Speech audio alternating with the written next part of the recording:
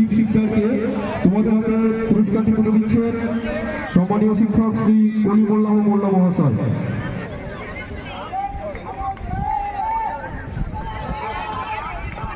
শুরু হতে চলেছে বিদ্যালয়ের প্রাক্তন ছাত্রদের 800 মিটার দৌড় প্রতিযোগিতা। সকলের হাততালিতে উৎসাহিত করবে প্রাক্তন ছাত্রদের 100 মিটার দৌড় প্রতিযোগিতা। এরপরে শুরু হবে অভিভাবিকাদের 100 মিটার দৌড় প্রতিযোগিতা। যে সমস্ত অভিভাবিকারা 100 মিটার দৌড় প্রতিযোগিতায় অংশগ্রহণ করতে চান তারা মূল মঞ্চের সামনে চলে আসবে। আর কিছুক্ষণের মধ্যেই শুরু হবে অভিভাবিকাদের 100 মিটার দৌড় প্রতিযোগিতা।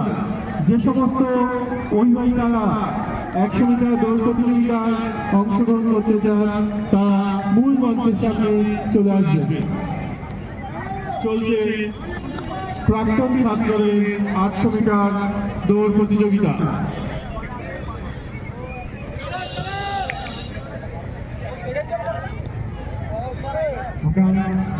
আজকের ক্রীড়ানুষ্ঠানের প্রায় পৌঁছে গেছি।